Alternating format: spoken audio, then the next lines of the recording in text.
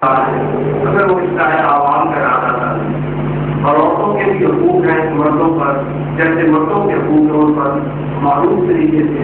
البتہ مردوں کو عورتوں پر فضیلت ہے اور اللہ عزت والا اور حکمت والا ہے۔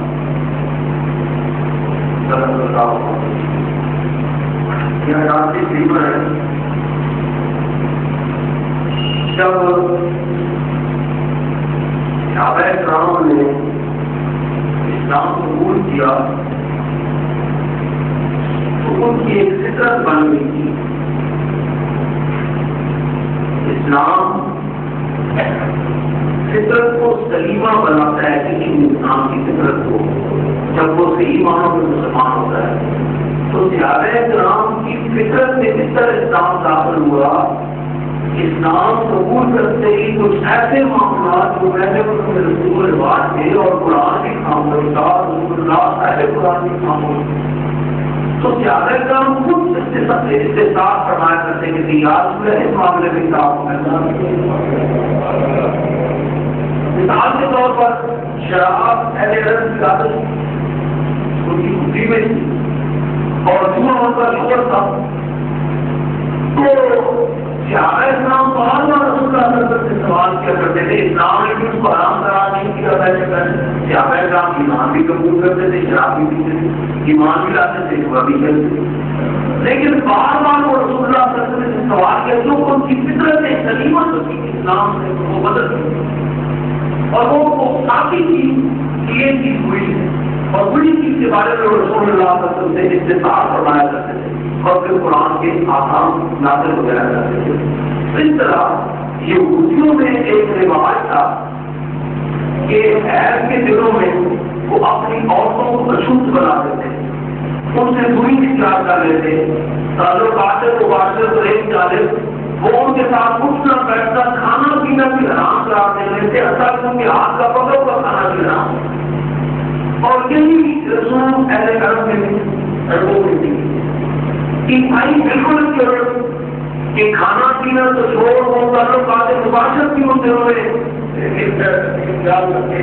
اسلام کی فطرت سلیمہ کا درس دیتا ہے، تو صحابہ کرام بار بار یہ تقاضا کرتے تھے پوچھتے تھے رسول اللہ صلی اللہ علیہ وسلم یا رسول اللہ ان دنوں میں تعلقات کرنے کے بارے میں کیا ہوتا ہے، ان دنوں میں تعلقات کرنے کے بارے میں کیا ہوتا ہے، ان دنوں میں تعلقات کرنے کے بعد اس بارے میں یہ آیات کریمہ نازل ہوئی۔ تو یہاں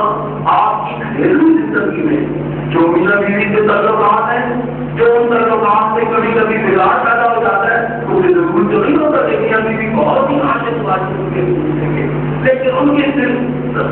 کے اندر بگاڑ ضرور تعلقات میں پیدا ہوتا رہتا ہے، کبھی غصہ ہو جاتا ہے اس کی وجہ سے، کبھی کسی اور غلطی کی وجہ سے، ان تمام بگاڑ پیدا کرنے کی بھی حدود مقرر کی گئی ہے اور تعلقات قائم کرنے کی حدود مقرر کی گئی ہے۔ تو یہ آیات کریمہ ہماری گھریلو زندگی کی آئین دار ہے، ان پر نگران ہے اور ان کے مسائل ہم تک واضح کر رہی ہیں کہ کیا ہمیں کرنا چاہیے۔ تو فرمایا کہ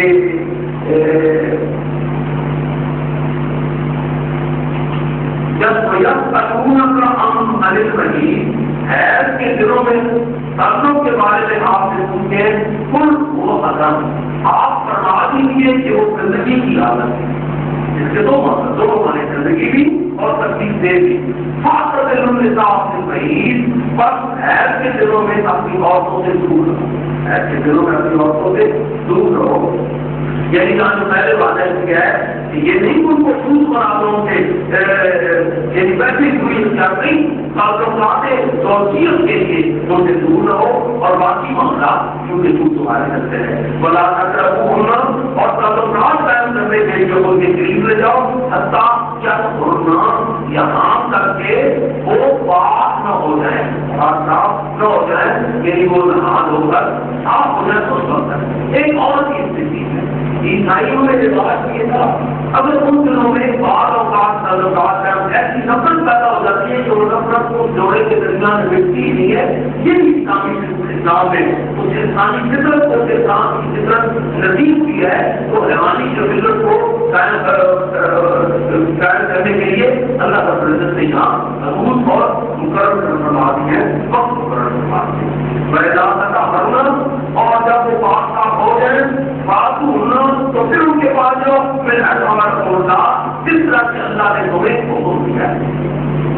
یہاں حکم سے مراد شریع حکم نہیں ہے کہ تمہیں اس طرح جانا ہے، یہاں حکم سے مراد وہ ہماری مقدس فطرت میں جو وصیت کیا گیا ہے، فطرت میں انسان ہو یا حیوان کی جو فطرت ہے، تو انسان بھی کوئی حیوان ہے نا، الانسان و حیوان ناطق حیوان ہے انسان، لیکن حیوانوں میں خصوصیت ہے کہ یہ بولنے والا اور نسل والا حیوان ہے، تو حیوانی فطرت جو ہمارے اندر داخل کی گئی ہے وہ اس کو حکم شمار کیا جا رہا ہے کہ جو تمہیں اختیار دیا گیا ہے، جو تمہیں فطرت دی گئی ہے، اس فطرت کے مطابق جس طریقے سے سمجھاؤ ان کے پیچھے جاؤ۔ ان اللہ يحب التوابین ويحب المتطہرین، بے شک اللہ گناہوں سے دور رہنے والوں، گناہوں سے دور رہنے والوں کو اور پاک صاف رہنے والوں کو پسند فرماتا ہے۔ اللہ تعالیٰ گناہوں سے دور رہنے والوں کو اور پاک صاف رہنے والوں کو پسند فرماتا ہے۔ آج کل یہ جو آپ دیکھتے ہیں بعض سلام کپڑے بڑے ہوتے ہیں، کپڑے جلدی ساتھ کے لیے پرائم منسٹر کے خلاف جانی ہوئی، اس کا اسلام کے ساتھ کوئی تعلق نہیں، ان کو تباہی ہے حضور اسلام کو نے فرمایا کہ اب ضرور شکر ایمان کے پاس ایمان کا جز ہے، کتنا حصہ ہے یہ نہیں فرمایا، تشریح فرمائی کہ آتا ہے 5 ماہ 10 ماہ جتنا بھی ہے، لیکن حصہ فرمایا، لیکن نظافت کے بارے میں نظافت و صرف اور ایمان، صفائی نصف ایمان ہے، صفائی نصف ایمان ہے۔ اب جو بات صاف نہیں رہے گا تو اس کے نصف ایمان ہی نہیں ہوگا، جس کا نصف ایمان ہی نہیں ہوگا وہ اللہ تعالیٰ کی زندگی کا دعویٰ ہے۔ کرنے والا ہوں میں اس کی ہدایت کا دعویٰ کرنے والا ہوں، میں اس کی زندگی کا دعویٰ کرنے والا ہوں، تو وہ اپنے دعویٰ میں کرے گا، اپنے دعویٰ میں وہ جھوٹا ہوگا۔ نساؤکم حرث لکم، نساؤکم حرث لکم فاتوا حرثکم، اللہ کے کہ تمہاری عورتیں تمہاری کھیتیاں ہیں، نساؤکم حرث لکم فاتوا، بس آؤ اپنی کھیتیوں میں جس طرح تمہارا جی چاہے۔ یعنی یہاں یہ بیان فرمایا کہ تمہاری عورتوں کے ساتھ تعلق یہ نہیں ہے کہ وہاں عیاشی کا، یہ نہیں ہے وہاں حیوانی جدت کے پورا کرنے کا، یہ نہیں ہے کہ وہاں اپنی خواہشات کو ختم کرنے کا، کھڑا کرنے کا، یہ نہیں کہ تم جو ہے وہاں تبدیل کے لیے نہیں، بلکہ تمہارا اور تمہاری بیویوں کا تعلق اس طرح ہے جس طرح کھیت اور کسان کا تعلق ہوتا ہے۔ کسان اپنے کھیت میں شہر کے لیے نہیں جایا کرتا، کسان اپنے کھیتوں میں تفریح کے لیے نہیں جایا کرتا، کسان اپنے کھیتوں میں شکر نہیں جایا کرتا، بلکہ کسان جب اپنے کھیت میں جاتا ہے وہاں محنت کرتا ہے، کھیت کی پرورش کرتا ہے، کھیت سے ہل جوڑتا ہے، کھیت سے بیج ڈالتا ہے، اور اس کے مقصد ماں تبدیلیوں کی مقصد یہ ہوتا ہے کہ میرا کھیت مجھے فصل دے، میرا کھیت مجھے پیداوار دے۔ کسان کا اپنے کھیت سے پیداوار کا حصول ہے۔ ہمارے حساب کو ہر سلکم، تمہاری بیویاں بھی تمہاری کھیتیاں ہیں، فاتوا حرثکم، اللہ کے ہو بس اپنی کھیتوں میں جس طرح چاہو آؤ، جس طرح چاہو آؤ، لیکن مقصود عیاشی نہ ہو، مقصود تبدیل ہو، بلکہ مقصود کیا ہو؟ مقصود یہ ہو کہ ان سے تمہاری اولاد پیدا ہو، تاکہ نسل انسانی بڑھے، نسل انسانی بڑھے۔ وقدموا لأنفسکم، وقدموا لأنفسکم، اور اپنے پہلے سے اپنے مستقبل کا فکر کرو۔ وقدموا تقدیم انفسکم، اپنے لیے مستقبل کا فکر کرو، یعنی یہ کہ تمہاری اولادیں ہوں وہ بن جائیں، ایک یہ کہ تمہارا مقصود ہو تم سے اولاد پیدا ہو، اولاد پیدا کرو، تاکہ جب تم دنیا سے چلے جاؤ تو تمہاری جگہ دنیا کا کام کرنے والی تمہاری اولادیں ہو، بے نام نظام دنیا نہ رہے، دنیا میں نہ ہو، نظام نہ رہے، اولادیں پیدا کرو۔ اور دوسرے زمانے میں بدلتے ہوئے جانوروں اپنے مستقبل کی فکر کرو، اپنے لیے بھلے کے کام کرو، اور یہ ہے کہ تم اپنی اولادوں کی پرورش کرو اچھے طریقے سے، ان کے اخلاق کی پرورش کرو، ان کا دین سکھاؤ، ان کو تربیت دو، ان کو اچھے اخلاق سکھاؤ، اچھا کردار بناؤ، یعنی اپنی اولادوں کی اچھی پرورش کرو تاکہ وہ انسانیت کے لیے سکھ کا باعث بنے، انسانیت کے لیے سکھ کا باعث نہ بنے، وہ دنیا کے لیے امن اور چین کا سبب بنے، دنیا کے لیے تکلیف اور نتیجت کا سوال کریں اور کبھی مجھے اور ہر حال میں اللہ سے ڈرتے رہو، ہر حال میں اللہ سے ڈرتے رہو، وَاعْلَمُوا اور جان لو أَنَّكُم مُّلَاقُوهُ کہ تمہیں اپنے رب کے حضور ایک دن پیش ہونا ہے، تمہیں اپنے رب کے حضور ایک دن پیش ہونا ہے۔ اللہ کا صادقون قسم فملاقیہ کہ تمہیں لائی والا کام اتنا صادق قسم فملاقیہ تم نے روز سے پا جانا اور اس کی بارگاہ میں حاضر ہونا ہے، اس کی بارگاہ میں حاضر ہونا ہے، اس کو اپنی زندگی کا حساب دینا ہے، اپنی زندگی کا جواب دینا ہے۔ حضور صلی اللہ علیہ وسلم نے ابو ہریرہ رضی اللہ عنہ سے روایت ہے کہ رسول اللہ صلی اللہ علیہ وسلم نے فرمایا کہ سب سے پہلے 3 شخص جن کو اللہ تعالیٰ کی بارگاہ میں پیش کیا جائے گا اور جہنم میں جائیں گے، ان میں پہلا وہ ہوگا صاحب علم۔ اللہ تعالیٰ سے پوچھیں گے کہ میں نے تمہیں علم دیا تھا، تم نے اس پر کیا کیا؟ وہ کہے گا کہ میں نے اس کو میں نے اس کو لوگوں کو سنایا تھا، لوگوں کو سکھایا تھا۔ اللہ تعالیٰ فرمائیں گے کذبت ورسول الملائکہ کذبت، یہ تو جھوٹا ہے، اور سارے فرشتے کہیں گے تو جھوٹا ہے۔ بس رستہ یقال قرآن پارے، بلکہ تیرا ارادہ یہ تھا کہ لوگ کہیں کلام بڑا اچھا قاری ہے، بڑی حسین آواز میں قرآن پڑھتا ہے، تو تم نے اپنا اجر دنیا کی زندگی میں پا لیا۔ جب تم نے اچھے انداز سے قرآن پڑھا تو لوگوں نے تجھے ذات کی تقسیم کی تیری، تم نے اجر پا لیا، جا آج میری بارگاہ میں تیرے لیے کوئی اجر نہیں ہے۔ اور دوسرا شخص صاحب مال پیش کیا جائے گا، اللہ تعالیٰ پوچھیں گے، اس کے ساتھ فرمائیں گے کہ میں نے تمہیں عقائد کا مال کما سکتا، میں نے تمہیں مال دیا تھا دنیا کی زندگی میں، تم نے اس کے ساتھ کیا کیا تھا، اس کا کیا کیا تھا؟ وہ کہے گا کہ اجروں پہ حسد بھی، اے اللہ میں نے صرف رحمی کر کے اپنے قرابت داروں پر خرچ کیا تھا اور 15 سال غریبوں مسکینوں پر خرچ کیا تھا۔ تو اللہ تعالیٰ فرمائیں گے کذبت فتقول الملائکہ کذبت، تم جھوٹا ہے اور سارے فرشتے کہیں گے تم جھوٹا ہے۔ فلرستا یقال فلان الجواد، میرا ارادہ تھا کہ یہ کہا جائے کہ فلان بڑا سخی ہے، بڑا جواد ہے، لوگوں نے جب تم نے خرچ کیا لوگوں نے کہا فلان بڑا سخی ہے، تم نے اپنا اجر دنیا کی زندگی میں پا لیا، جہاں تیری دربار میں تیرے لیے کوئی اجر نہیں۔ اور تیسرا شخص وہ جو اللہ کی راہ میں کتاب کرتے ہوئے مارا جائے گا، اللہ تعالیٰ ان سے سوال کریں گے کہ میں نے تجھے زندگی دی تھی، تو نے کیا کیا؟ تو وہ کہے گا اللہ میں تیرے دشمنوں کے خلاف تیرے دین کی غیرت سے جذبہ لے کر میدان میں آیا تھا، لڑتا رہا حتیٰ کہ میں قتل ہو گیا اور تیری بارگاہ میں شہید ہو کر پیش ہو۔ تو اللہ تعالیٰ فرمائیں گے کذبت فتقول الملائکہ کذبت، تم جھوٹا ہے، سارے فرشتے کہیں گے تم جھوٹا ہے۔ بس ارستا یقال قرآن کریم، تیرا ارادہ تھا کہ لوگ ہے فلاں بڑا بہادر ہے، بڑا جلی ہے، تم نے زندگی میں اپنا کروا لیا، جب تم نے بہادری کی جوہر دکھائے تھے میدان جنگ میں تو لوگوں نے کہا واہ واہ واہ دیکھو کیا خوبصورت جوان ہے اور کس طرح بہادری سے لگ رہا ہے، تم نے اپنا جو دنیا کی زندگی میں پا لیا ہے، آج میرے پاس تیرے لیے کوئی قدر نہیں ہے۔ پھر وہ روایت سناتے ہیں کہ فضرب رسول اللہ صلی اللہ علیہ وسلم، رسول اللہ صلی اللہ علیہ وسلم میری نام پر اپنا دست شکل مارا اور فرمایا کہ رسول اللہ یہ 3 شخصوں کے کہ وہ قیامت کے دن سب سے پہلے جہنم کی سزا دی جائے گی، جہنم میں دھکیلا جائے گا۔ تو راوی کہتے ہیں کہ یہ حدیث کا جب ابو ہریرہ رضی اللہ تعالیٰ عنہ نے حضرت امیر معاویہ رضی اللہ تعالیٰ عنہ کے سامنے جب بیان کی تو امیر معاویہ رضی اللہ عنہ بے تحاشا رونے اور چیخنے لگے اور اپنے لاٹھیوں میں گر کر بے ہوش ہو گئے تھے اللہ کی حیثیت سے اور اللہ کی ذات سے۔ فرمایا وَاعْلَمُوا أَنَّكُم مُّلَاقُوهُ، جان لو کہ تمہیں اللہ کے حضور پیش ہونا ہے، اے رسول فبشر المؤمنین، اور جو تیری بات مان لے، جو تیری ہدایت میرے بابو، جو تیری ہدایت مان لے اور حضرت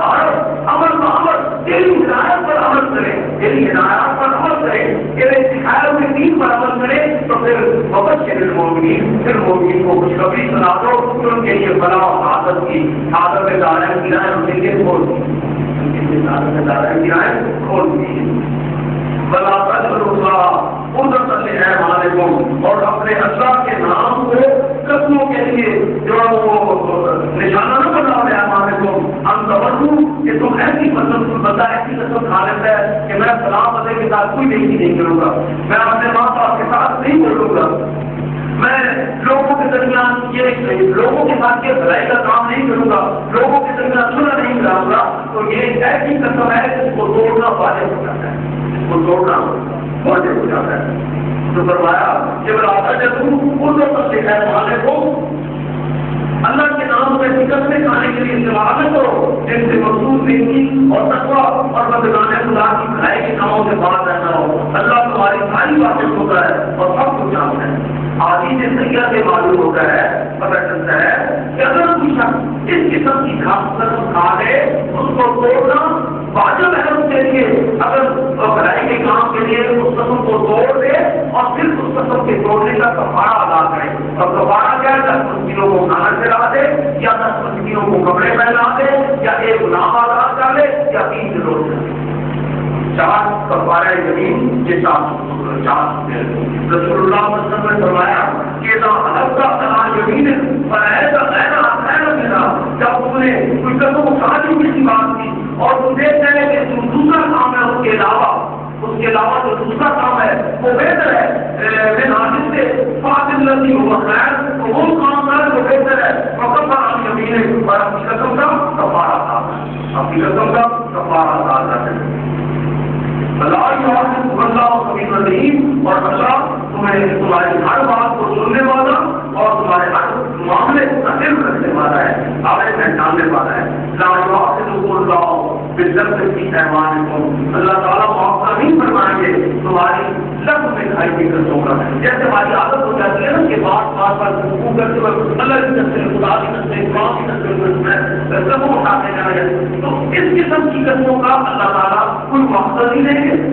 فرمائیں گے اور نہ ہی کوئی کفارہ نہیں کوئی۔ یہ ایک تذکیہ کرام کے طور پر استعمال ہے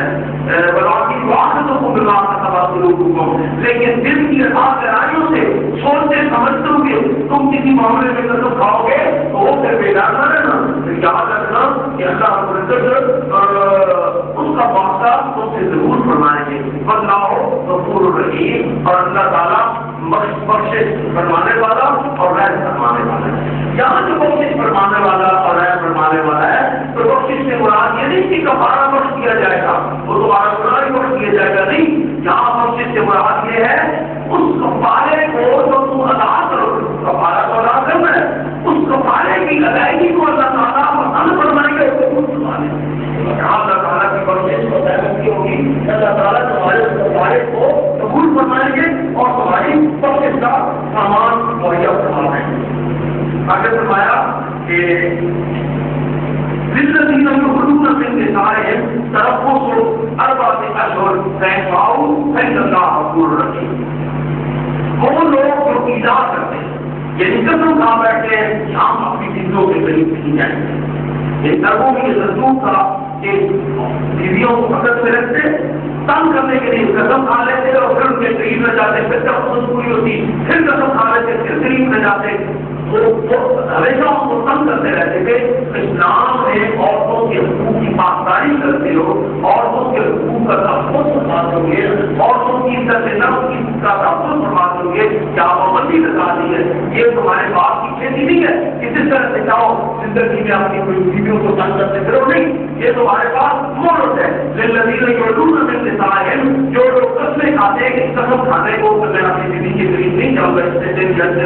اس کو علاج کہتے ہیں شکر کی زبان میں، تو جو لوگ قسمیں کھاتے ہیں ان کے لیے 4 مہینوں کی مہلت ہے، ان کے لیے مہلت 4 مہینوں کے لیے، اس میں فیفعوا فإن اللہ غفور رحیم، اگر وہ رجوع کر لیں تو پھر اللہ تعالیٰ بخشنے والا اور رحم فرمانے والا ہے۔ یہاں کی تشریح ہوتی ہے کہ عورتوں اور مردوں میں اسلام جو ہے وہ بگاڑ پیدا ہوتا رہتا ہے، اور بگاڑ کی وجہ سے بعض لوگ قسمیں کھا لیتے ہیں اس دوران میں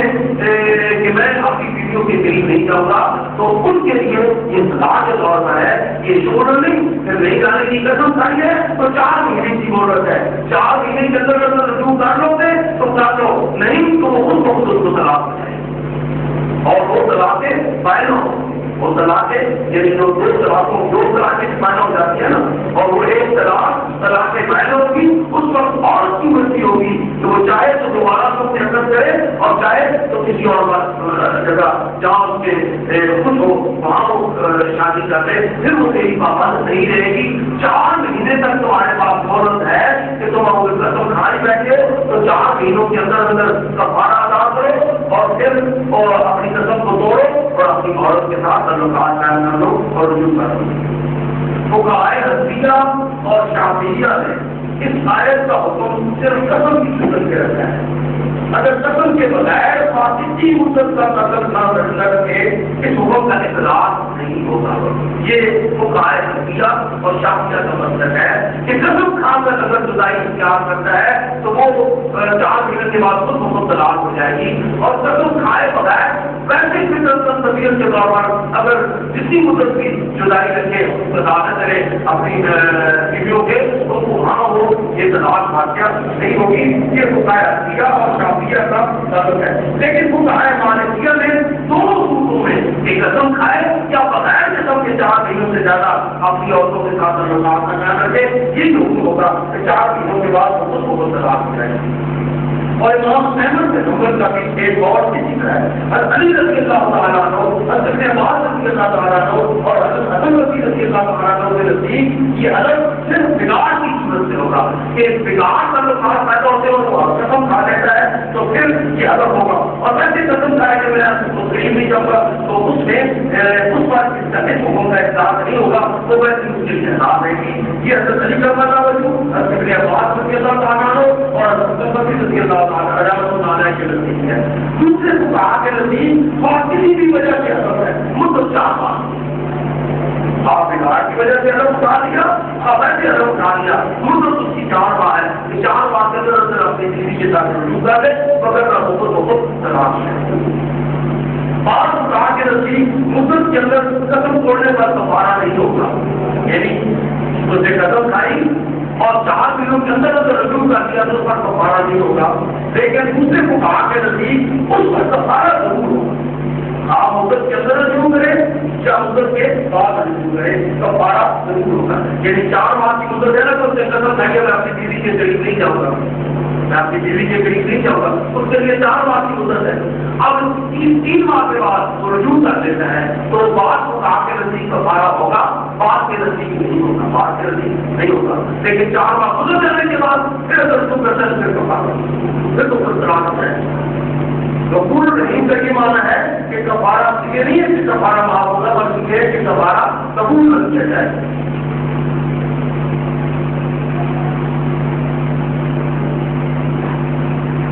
ان عدم الطلاق عند اللہ سبیل الرحیم، اور اگر انہوں نے طلاق کا پکا ہی ارادہ کر دیا ہے تو پھر اللہ تعالیٰ ہر تمہاری بات کو سننے والا اور تمہارے ہر معاملے کا علم رکھنے والا ہے. یعنی مقابلہ بات ہے کہ اگر 4 ماہ کی مدت گزر جاتی ہے تو یہ ظاہر کرتا ہے کہ اس نے طلاق کا پکا ارادہ کیا ہوگا کہ میں فارغ کرتا ہوں. یعنی جب قرآن نے کہہ دیا کہ 4 مہینوں کی مہلت ہے اس کے اندر رجوع کرتے قسم توڑ لے نہیں تو طلاق ہو جائے گی تو پھر اس کو چاہیے تھا کہ 4 ماہ سے پہلے دیکھیے 4 ماہ کی مدت ختم ہو جاتی ہے تو وہ ظاہر ہو گیا تو اس نے طلاق کا پکا ارادہ کر لیا تھا اور خود بخود کی طلاق ہو جائے گی. اب وہ عزت جو ہے وہ گزرنے کے بعد وہ جہاں چاہے وہ نکاح کرے. یہاں حضرت عثمان رضی اللہ تعالیٰ عنہ، حضرت ابن مسعود رضی اللہ تعالیٰ عنہ، حضرت زید بن ثابت رضی اللہ تعالیٰ عنہ کے علاوہ دیگر بہت سے صحابہ کے نزدیک رجوع کی مدت 4 مہینے ہے. اگر اس مدت کا گزر جانا اس بات پر دلالت کرتا ہے کہ شوہر نے طلاق نازل کر دیا ہے لہٰذا یہ مدت گزرتے ہی طلاق خود بخود واقع ہو جائے گی اور وہ ایک طلاق کے باہر ہوگی، ایک طلاق کے باہر ہوگی. لیکن اس کے بعد وہ رجوع نہیں کر سکتا. ہاں نکاح کر سکتا ہے عورت اور مرد دونوں کی مرضی ہو. طلاق کے باہر کے بعد نکاح صرف نکاح ہو سکتا ہے طلاق کے بعد. یعنی دوران عزت میں شوہر کو رجوع کا یعنی یہ طلاق جب 4 مہینوں کی مدت گزر گئی طلاق بانا ہو جائے گی. اب اس طلاق بانا کی عزت سے جو اگلی عزت ہوگی نا طلاق کی عزت ان 3 ماہ میں اس کو رجوع کا حق نہیں ہوگا. وہ پھر اس کی مرضی پر ہے اور اس کی کوئی دوبارہ نکاح سکتی ہے. ویسے تو طلاق بانا کے اندر رجوع کا حق ہوتا ہے،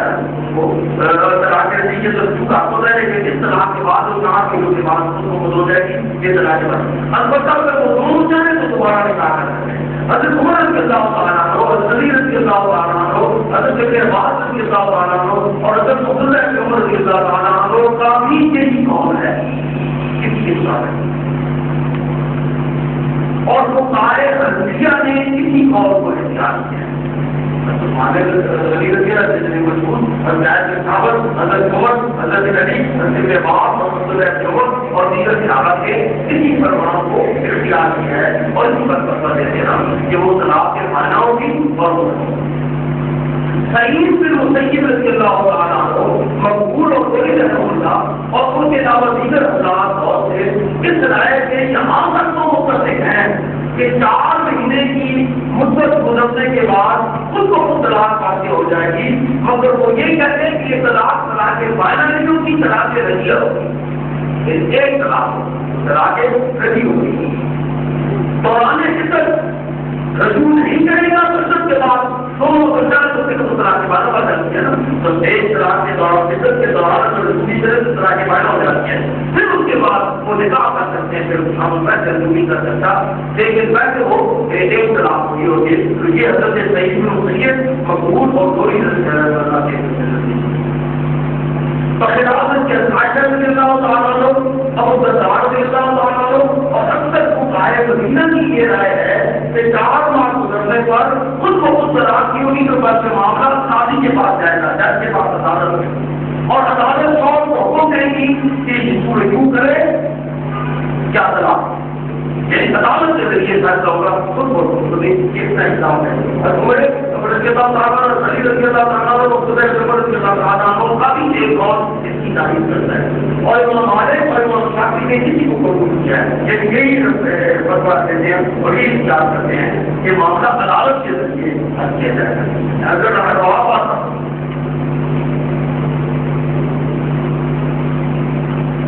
پر مطلق سبھی ایک نظر مہاباد پر اس نے ویسے ہی یہ قدم اٹھا کر اعلان دے دی ہے تو وہ جان لے کہ اللہ تعالیٰ کا ناپسندیدہ عمل ہے، اور اس پر اللہ تعالیٰ اس سے بات پر ضرور فرمائے ہیں، یعنی طلاق پر اللہ رب العزت نے ناپسندیدہ عمل طلاق کیا ہے۔ بس اللہ کہا تو یہ درخت نہ بیان کو دینا طلاق کا طریقہ، اور جن عورتوں کو طلاق مل جائے وہ 3 حیض تک اپنے آپ کو روکے رکھے،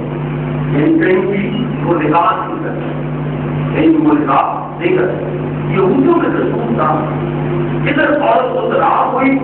اور تو زیادہ جہاں ہی چاہے وہ نکاح کر لیں گے، لیکن اسلام نے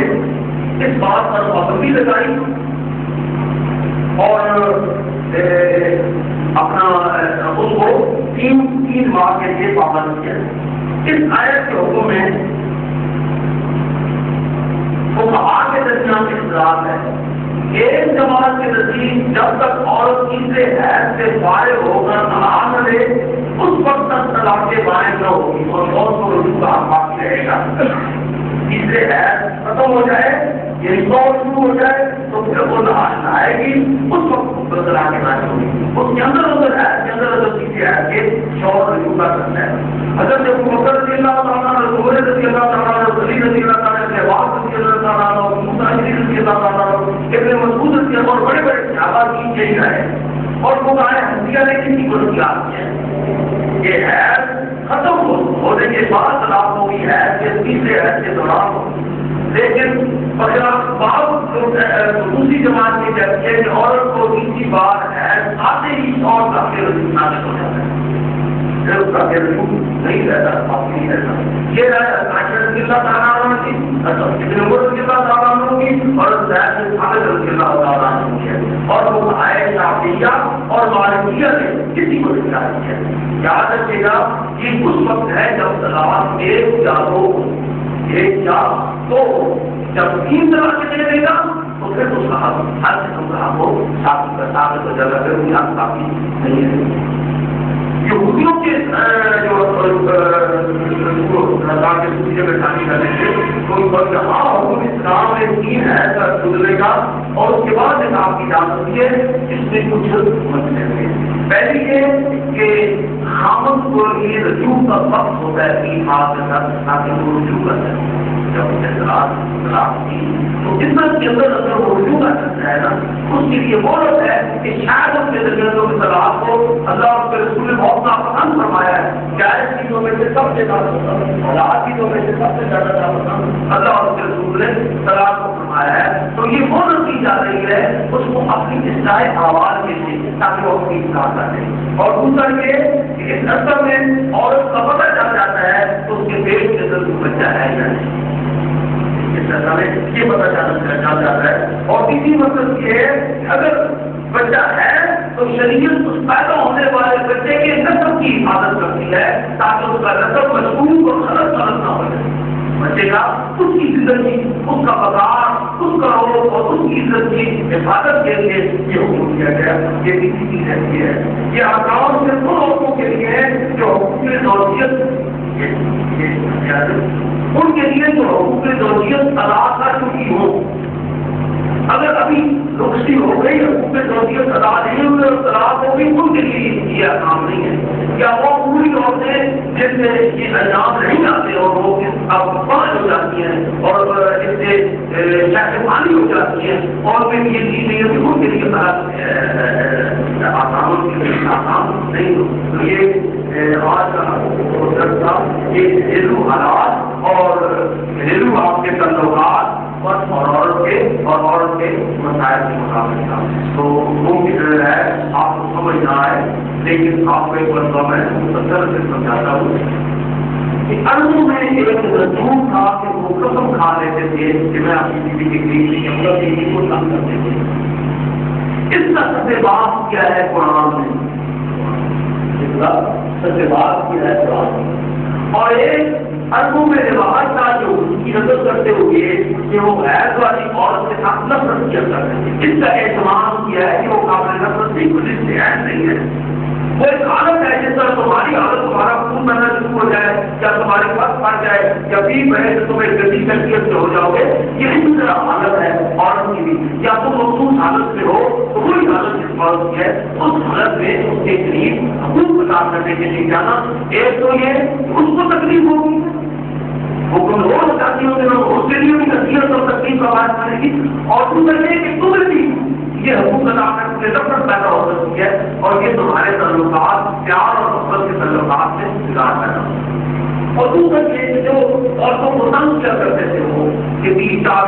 قسم کھانے میں نہیں ملی جاؤں گا اس کے سزاب کا نہیں بچوں. اب اگر قسم کھائی ہے تو پھر سزا ملے گی وہ عورت آزاد ہو جائے گی. ایک قسم کا تو تمہیں حق ہے اس قسم کو ایک قسم تک تو اللہ تعالیٰ تمہیں مہلت دے رہے ہیں اپنی بچے مہلت دے رہے ہیں کہ رجوع کر سکتے ہو لیکن وہ مخصوص مدت 4 مہینوں کی گزر جائے گی پھر تمہارا طاقت ہو جائے گا اور پھر تمہارا کوئی اختیار نہیں رہے گا. پھر وہ اس عورت کی مرضی ہے کہ وہ تمہارے ساتھ دوبارہ نکاح کر کے رہنا چاہے یا آزادی دے جا کسی اور شخص کے ساتھ نکاح کر دے. یہ دو سہولتیں دی ہوئی ہیں عورت کو تاکہ اس کی عزت اس کا وقار اور اس کی سلطنت حاصل. یہاں ایک جگہ یہ شاید سنایا تھا کہ عورتوں کے بھی تمہاروں پر ایسے ہی حقوق ہیں جیسے تمہارے عورتوں پر ہیں. ہاں البتہ مردوں کو عورتوں پر فضیلت ہوتی ہے.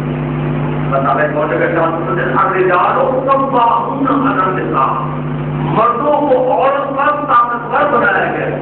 طاقتور سے یہ مراد نہیں ہے کہ ڈنڈا اٹھاؤ تو پیچھا شروع کر دو گاڑیاں دینا شروع کر دو ڈانٹے رہو بس نہیں. کمام سے مراد نگران اس کے امور کی نگرانی کرنے والا اس کے امور کی نگرانی کرنے والا اس کے معاملات کی نگرانی کرنے والا اس کی زندگی کی نگرانی کرنے والا اس کی حیات کی نگرانی کرنے والا اس کی عزت کی نگرانی کرنے والا اس کے جسم کی نگرانی کرنے والا اس کے دین کی نگرانی کرنے والا اس کی مرضی اور طبیعت کی نگرانی کرنے والا. تو یاد رکھیے گا اور اس میں تھوڑا سا چڑچڑا کام ہوتا ہے جلدی سے جاتی ہے تو مرد اس چڑچڑے پن پر نگران ہوتا ہے تاکہ معاشرے کے ساتھ اس کی چڑچڑے پن کی وجہ سے ہر طرف بگاڑ ہی بگاڑ پیدا ہوتا ہے.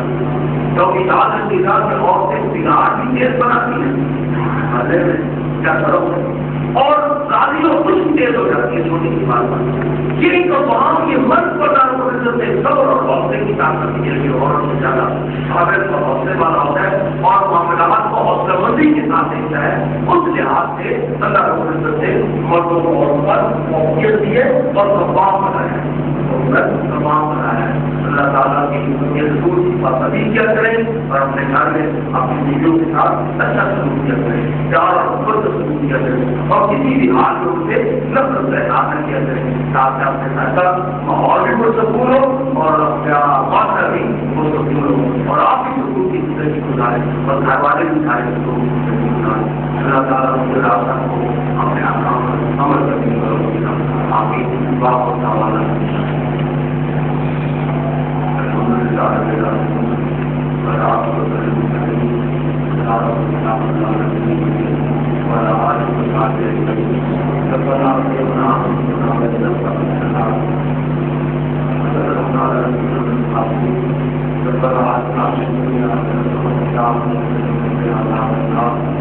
اللهم اجعل الاسلام والمسلمين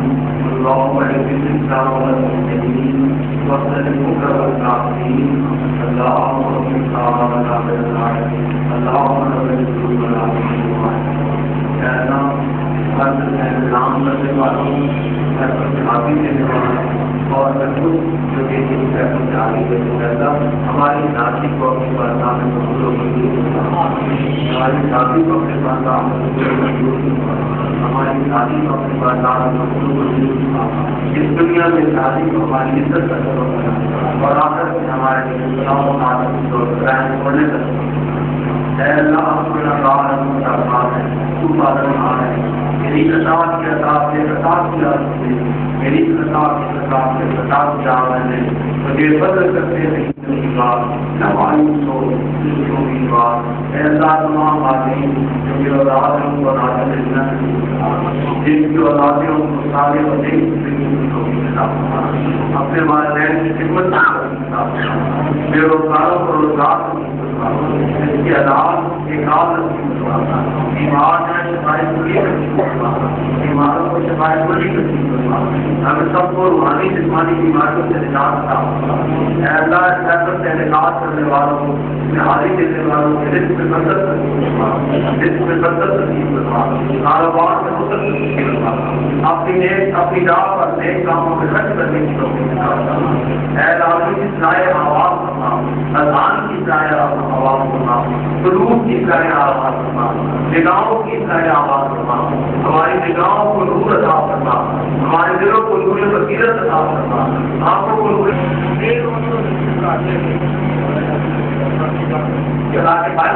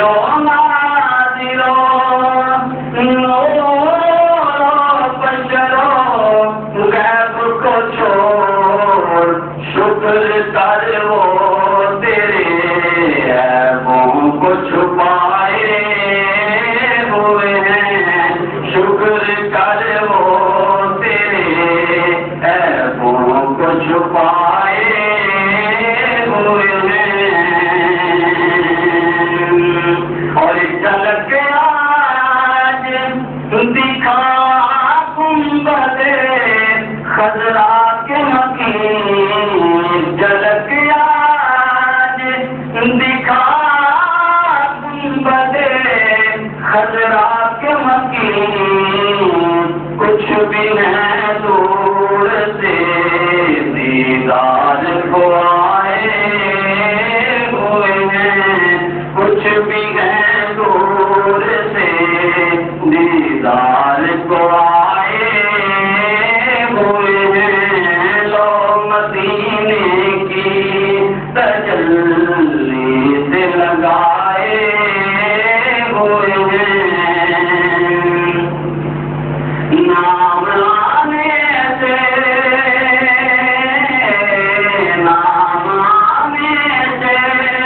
پکڑو پکڑو عمر کا لب پر، نام لانے سے پکڑو عمر کا لب پر، کیوں بگڑتا ہے وہ پہلو سلائے ہوئے ہیں، کیوں بگڑتا ہے وہ پہلو سلائے ہوئے ہیں، لو مدینے کی تجلی سے لگائے ہوئے ہیں، اور کیوں نہ پلڑا پلڑا کیوں نہ پلڑا تیرے اعمال کا بھارے ہونا تیر، کیوں نہ پلڑا تیرے اعمال کا بھارے ہونا تیر، اب تو میزان پہ سرکار بھی آئے ہوئے ہیں، اب تو میزان پہ سرکار بھی آئے ہوئے ہیں، کیوں نہ پلڑا پلڑا کیوں نہ پلڑا تیرے اعمال کا بھارے ہونا تیر، کیوں نہ پلڑا تیرے اعمال کا بھارے ہونا تیر، اب تو میزان پہ سرکار بھی آئے ہوئے ہیں، اب تو میزان پہ سرکار بھی آئے ہوئے ہیں، دل کو ہم لائے انوار بنائے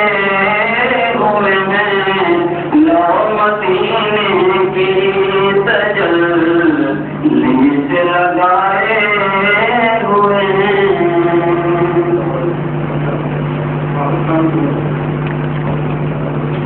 یا رسول اللہ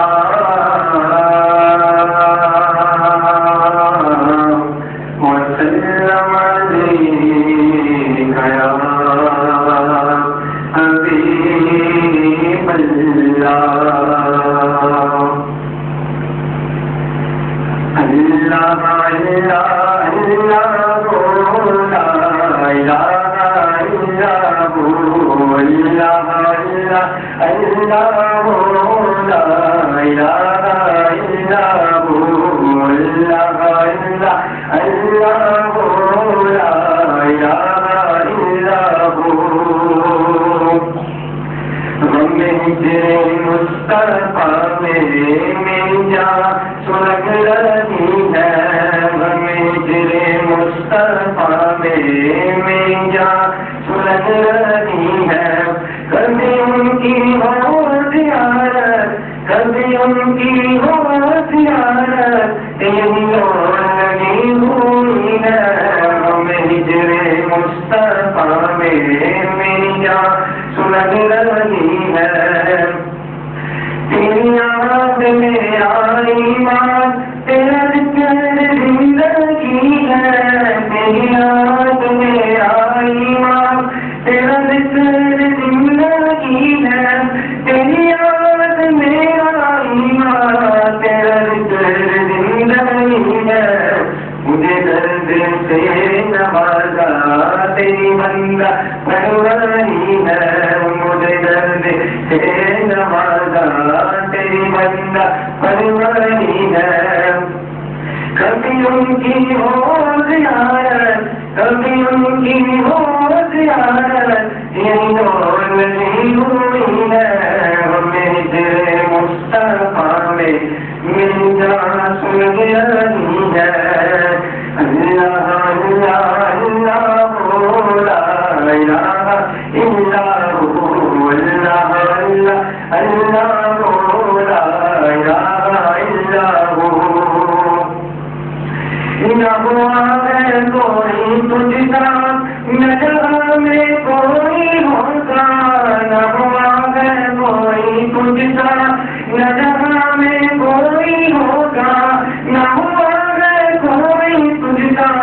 نہ جہاں میں کوئی ہوگا۔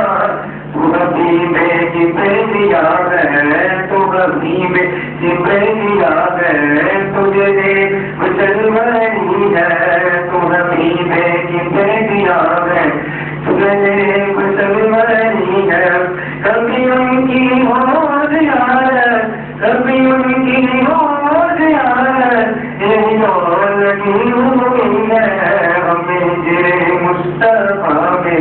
میری جان سج رہی ہے۔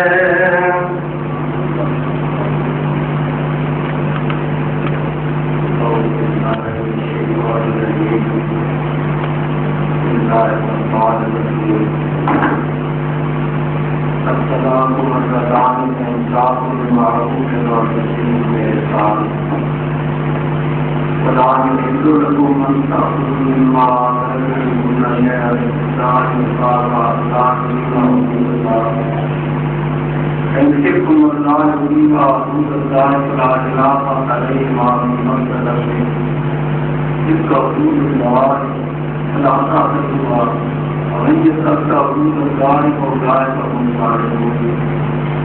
فإن طلقها فلا تحل له من بعد حتى تنكح زوجا غيره، فإن طلقها فلا جناح عليها أن يتراجع بمن يقيما حدود الله، وتلك حدود الله يحكمها لقوم يعلمون۔ وإذا طلقتم النساء فبلغن أجلهن فأمسكوهن بمعروف أو سرحوهن بمعروف، ولا تمسكوهن ضرارا لتعتدوا، ومن يفعل ذلك فقد ظلم نفسه، ولا تتخذوا آيات الله هزوا، واذكروا نعمة الله عليكم وما أنزل إليكم من الكتاب والحكمة يعظكم به، واتقوا الله واعلموا أن الله بكل شيء عليم۔ صدق الله مولانا العظيم۔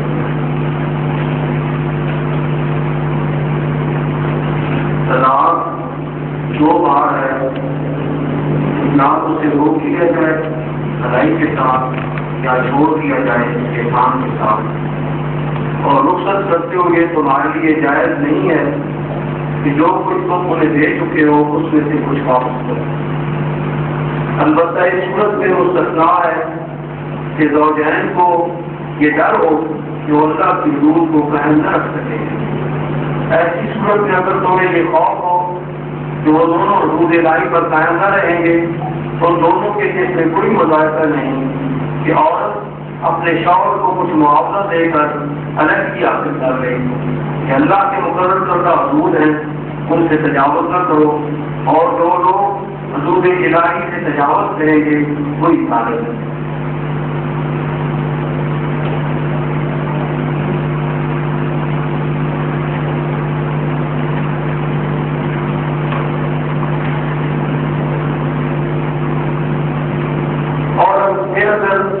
تیسری بار طلاق دے دی تو وہ عورت پھر اس کے لیے آزاد نہ ہوگی الا یہ اس کا نکاح کسی دوسرے شخص سے ہو، پھر اگر وہ اسے طلاق دے دے پھر پہلے خاوند اور عورت کے لیے کوئی مذاکرہ نہیں، وہ معاملہ رجوع کر دے اس شرط کے ساتھ انہیں حدود الہی پر قائم رہنے کا یقین ہو کہ اللہ کی مقرر کردہ حدود ہیں جنہیں وہ ان لوگوں کی ہدایت کے لیے وعدہ کر رہا ہے جو اس کی حدوں کو توڑنے کا انجام جانتے ہیں۔ اور جب تم عورتوں کو طلاق دے دو اور ان کی عزت پوری ہونے کو آ جائے تو یا بھلے طریقے سے انہیں روک دو یا بھلے طریقے سے رخصت کر دو، ماں بتانے کی خاطر انہیں نہ روکے رکھنا کہ یہ زیادتی ہوگی، اور جو ایسا کرے گا وہ در حقیقت اپنے اوپر ہی ظلم کرے گا۔ اللہ کی آیات کو کھیل نہ بناؤ اور یاد کرو کہ اللہ نے کس نعمت عظمیٰ سے تمہیں سرفراز کیا ہے. وہ تمہیں نصیحت کرتا ہے کہ جو کتاب اور حکمت اس نے تم پر نازل کی ہے اس کا احترام ملحوظ رکھو اور اللہ سے ڈرتے رہا کرو اور خوب جان لو اللہ کو ہر بات کی خبر ہے. جب تم اپنی عورتوں کو طلاق دے سکو اور وہ اپنی عزت پوری کر لیں تو کوئی اس میں مانے لو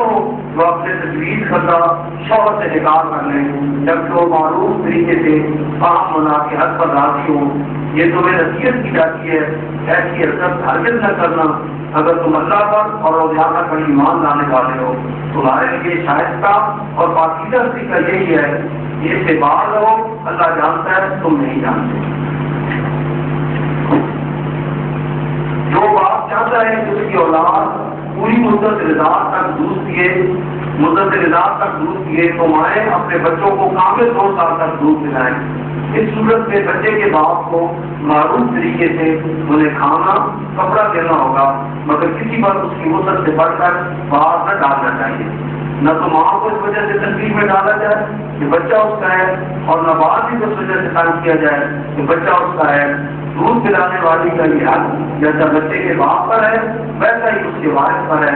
اور اگر فریقین باقی رضامندی اور مشورے سے دودھ چھڑانا چاہیں تو ایسا کرنے میں کوئی مظاہرہ نہیں. اور اگر تمہارا خیال اپنی اولاد کو کسی غیر عورت سے دودھ پلوانے کا ہو تو اس میں بھی کوئی حرج نہیں بشرطے کہ اس کا جو معاوضہ طے ہو وہ معروف طریقہ سے ادا کرو.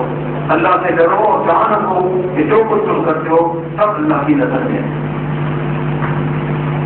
اور تم میں سے جو لوگ مر جائیں اور اپنے پیچھے زندہ بیویاں چھوڑیں وہ اپنے آپ کو 4 مہینے 10 دن تک روکے رکھے ہیں. پھر جب ان کی مدت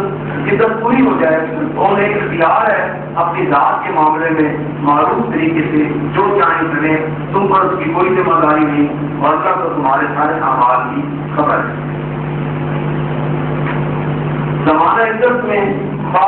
ان بیوہ عورتوں کو پیغام نکاح اشارے کے لائق ظاہر کر دو یا دل میں چھپائے رکھو دونوں صورتوں میں کوئی مذائقہ نہیں. اللہ جانتا ہے کہ ان کا خیال تمہارے دلوں میں آئے گا ہی مگر دیکھو خفیہ عہد و پیمان نہ کرنا. اگر کوئی بات کرنی ہے تو معروف طریقے سے کرنا اور مقصد نکاح مانگنے کا فیصلہ اس وقت تک نہ کرو جب تک عزت پوری نہ ہو جائے. خوب سمجھ لو اللہ تمہارے دلوں کا حال جانتا ہے لہٰذا اس سے ڈرو اور یہ بھی جان لو اللہ وہ زبان ہے چھوٹی چھوٹی باتوں سے درگزر کروانے والا. صدق اللہ مولانا. ان آیات میں جتنے درس کی وجہ میں فقہی مسائل ہیں عورت اور مرد کی زندگی کے معاملات تو آج کا جو درس ہے اس میں نے بہت بڑی معاشرتی برائی کی. وہاں رواج تھا کہ خاوند کا یہ حق تھا کہ جتنی چیز چاہے طلاقیں دیتا رہتا عزت گزرنے سے پہلے رجوع کر لیتا نہ حقوق زوجیت ادا کرتا اور نہ بیوی کو آزاد کرتا ظلم تاکہ وہ کہیں اور نکاح کر دیں. تو یہ عورت پر اور انسانیت پر بہت بڑا یہ پہلے دور سے رواج. ان ہندوؤں یہودیوں اور عیسائیوں میں یہ رواج تھا کہ ایک دفعہ جو عورت ایک مرد کے نکاح میں آ جاتی حالات کیسی تبدیل ہو کتنی ہی مشکلات ہو ان کا آپس میں چیز لگے نہ لگے تعلقات بنے نہ بنے وہ عورت مرد کی مجبور رہتی تھی اس کے نکاح سے نکلنے. یہ دونوں ظلم تھے اور یہ بہت بڑی معاشرتی برائیاں تھیں. تو اللہ رب العزت نے یہ آیت کریمہ نازل فرما کر اس مسئلے کا حل فرما دیا کہ عورت پر ظلم بھی نہ ہو علیحدگی کا ہونا چاہے تو علیحدگی بھی ہو سکے علیحدہ کرنا چاہے بات تو علیحدہ بھی کر سکے اور یہ بھی نہیں کہ ظلم سے روکے بھی کرتے اور ایسا بھی کرتا ہے اس کے حقوق کی ادائیگی بھی نہ ہو. اصل میں ایک انسانی انہوں نے اپنی بیویوں کو کہا کہ لا اقربو گے نہ میں تمہارے قریب آؤں گا میں تمہارا کوئی کیا دوں گا ولا تحرین نہ اور نہ تو مجھ سے آزاد ہو سکے نہ میں تجھے پورو کروں گا اور نہ تو مجھ سے آزاد ہو سکے گی. اس نے کہا میں کیا سچا ہے کہ مجھے آزاد بھی نہیں کرے گا اور میرے قریب حقوق کی ادا نہیں کرے گا مجھے بیوی بھی نہیں کرے گا. اس نے کہا میں تجھے طلاق دوں گا پھر ادھر گزرنے سے پہلے تیرے ساتھ رجوع کر دوں گا. پھر طلاق کے دوں گا، پھر تو اس سے پہلے تیرے ساتھ رجوع کر دوں گا، اس طرح تو ہمارے ہمیشہ میری بیوی بھی رہے گی اور میں تیرے حقوق کی ادا دوں گی۔ وہ عورت روتی ہوئی اس پر ایک درجہ تاری ہو گیا کہ کتنا بڑا ظلم تھا اس کے ساتھ۔ وہ نوا کنا ہوئی، شکوا کنا ہوئی رسول اللہ صلی اللہ علیہ وسلم کی بارگاہ کی، یا رسول اللہ ہمارے ساتھ ہم سے کون سا ظلم ہوا ہے کہ ہماری جنس کے ساتھ اتنی بڑی زیادتی کی جائے۔ ادھر وہ شکوا کنا تھی، ایک اور جگہ پہ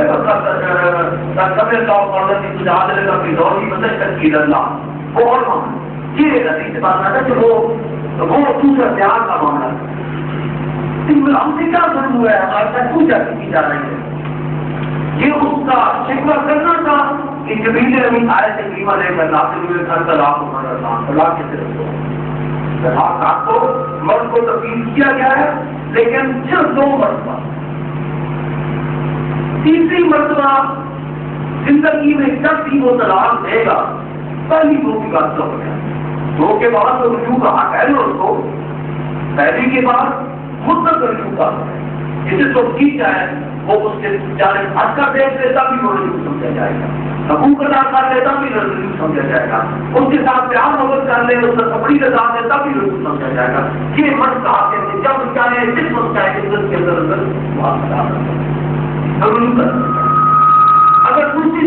دے دے گا تو پھر اس کا یہ حق ثابت ہو گیا، لیکن ابھی رجوع کا حق باقی ہے۔ وہ رجوع کا حق یہ ہوگا کہ وہاں تو بیوی کی بھی مرضی شامل ہوگی تو وہ اس کی مرضی ہو تو رجوع ہو سکتا ہے، لیکن تیسری مرتبہ جب طلاق ہو گئی، تیسری طلاق کے بعد نہ وہ رجوع کر سکتا ہے بیوی کی مرضی کے ساتھ، بلکہ سارا معاشرہ بھی چاہے، سارے مسلمان بھی چاہے وہ کرو رجوع ہو جائے، پھر بھی رجوع نہیں سکتا، اب وہ اس کے لیے حرام ہو، اب وہ اس کے لیے مطلق حرام ہوگی اور اس کی زوجیت سے مطلق نکل گئی، پھر حلال ہوگی وہ آگے آئے۔ تو طلاق دو مرتبہ اللہ رب العزت نے حق دیا ہے تاکہ یہ مرد حق بھی ہو کہ وہ کوئی سلائی کرنا چاہے نہیں دفاع ہو سکتا، مشکلات کا شکار ہوگی ان کی زندگی، وہ عورت کو طلاق دے کر طلاق بھی دے سکتا ہے، لیکن ساتھ ساتھ رجوع کا حق محدود کر دیا صرف 2 مرتبہ پر، تیسری مرتبہ جب وہ طلاق دے گا تو احتیاطی حضور صلی اللہ علیہ وسلم کی بارگاہ میں کی یاد اللہ اس آیت پر کا حکم جاننے کے لیے اب طلاق و مرتان اللہ تعالیٰ کے مانے کے طلاق کے 2 ہیں، پہلا طلاق تیسری کہاں سے آ گئی، یاد اللہ طلاق کے 2 ہیں، طلاق و مرتان اہل طلاق تیسری کہاں سے آ گئی تو قال رسول اللہ صلی اللہ علیہ وسلم احسان و معروف ہے نوبتیوں کے احسان، اس میں تیسری طلاق ہے، احسان و معروف ہے نو تفسیر و احسان، اس میں تیسری مرتبہ طلاق کا ذکر ہے۔ تو فرمایا اب طلاق کو مرتان طلاق کے 2 ہیں، احسان و معروف چاہے تو بھلے طریقہ سے رجوع کر کے بیوی کو اپنے پاس روکنا، اور تفسیروں کے احسان یا اس نے سلوک کا مظاہرہ کرتے ہوئے تیسری دے کر اس کو فارغ کر دو، لٹکائے نہ رکھو تاکہ وہ تمہاری زوجیت میں بھی رہے اور تمہارے حقوق بھی تم نہ ادا کرو اور وہ تمہاری زوجیت میں ہی رہے، تو یہ انسانیت پر ظلم ہوگا، یہ عورت پر ظلم ہوگا، اور ایک عورت پر بھی پوری انسانیت پر ظلم ہوگا۔ تو انسانیت کا بہت بڑا مسئلہ اللہ رب العزت نے اس آیت کریمہ میں حل فرما دیا، اور معاشرہ میں جو برائیاں تھیں ان کا خاتمہ کر کے ہر انسان کو اس کی زندگی کے جو حقوق تھے، وہ عورت ہے خامد ان کے حقوق ہے ان کی اطاعت فرما دی۔ طلاق کا مضمون طریقہ یہ ہے کہ ایک دور میں ایک طلاق، پھر دوسرے دور میں دوسری طلاق ادائیگی حقوق سے پہلے،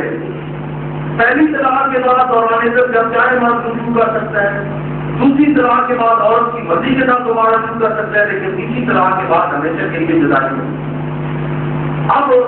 رہا مسئلہ کہ ایک ہی وقت میں 3 طلاقیں دے دیتا ہے، جیسا آج تک جو حرام ہے عام رواج ہے، ہمارے شاہدانہ طریقہ ہے، ائمہ اربعہ کے نزدیک طلاق واقع ہو جاتی ہے، لیکن بہت بڑا حضور صلی اللہ علیہ وسلم نے شہادت دے دی ہے 3 مرتبہ طلاق ایک فیصلہ کرنے کے بارے سب کی فرمائی ہے، اور تمہیں فاروق کے ساتھ عالم تمہارے میں ہے کہ آپ کو ایسے شخص کو تمہیں لگا دیں جو ایک 3 مرتبہ 3 طرح کے ایک مرتبہ دے دے رہے کہ ایک مرتبہ حضور معلوم کے اللہ تعالیٰ کو اس کو تھوڑے لگاتے تھے اوڑے لگاتے تھے کہ کیوں تم نے ایک مرتبہ اس کو اپنی بیوی کو طلاق دی. تو فرمایا طلاق کو مرتان کو بمعروف اور تسیوں کے ساتھ ولا يحل لكم ان تاخذوا مما آتيتموهن شيئا الا ان يخافا الا يقيما حدود الله. اور تمہارے لیے حلال نہیں ہے کہ تم جو کچھ تحفے تحائف اپنی بیوی کو دے سکتے ہو وہ مانگو. جو تحفے تحائف تم اپنی بیوی کو زندگی میں کپڑے کی صورت میں زیور کی صورت میں لڑکی کی صورت میں یا کسی اور صورت میں مال کی صورت میں جو تحائف تم اس کو دے چکے ہو وہ واپس کرو. یہ تمہارے لیے حلال نہیں ہے سوائے اس صورت میں کہ تمہیں ڈر ہو کہ تم اللہ کی حدود کو قائم نہیں رکھ سکیں گے اللہ کے حدود کو قائم نہیں رکھ سکیں گے. یہ ہے کہ مرد فطری طور پر عورت سے زیادہ سنتیز زیادہ عقل سلیم رکھنے والا زیادہ خودبار اور متحمل مزاج کا ہوتا ہے جبر کرنے والا اپنے سلیم کا. اس لیے طلاق کا حق عورت کو نہیں دیا مرد کو طلاق کا حق عورت کو نہیں دیا گیا مرد کو دیا گیا ہے. لیکن اس کے ساتھ ساتھ اگر عورت اور مرد میں نباہ نہ ہو سکے عورت اور مرد میں نباہ نہ ہو سکے یا عورت مرد اتنی سختی کرے کہ عورت اس سے جدائی اختیار کرنا چاہتا ہے تو اس کے لیے بھی حل فرما دیا کہ وہ عدالت کے پاس جائے گی حضرت ثابت بن قیس کی بیوی جمیلہ بنت متناصر وہ حاضر رسول اللہ صلی اللہ علیہ وسلم کی بارگاہ میں اور عرض کی کہ یا رسول اللہ نہ ثابت کے ساتھ میرا گزارا ہو سکتا ہے اور نہ ہی داریات اور رات و رات رہوں کیا نہ ہی ایک گھر میں ہمارے میرا سر اور اس کا سر سما سکتا ہے یہ نام تک سے نہیں رہ سکتے. حضور صلی اللہ علیہ وسلم نے فرمایا کہ وہ بات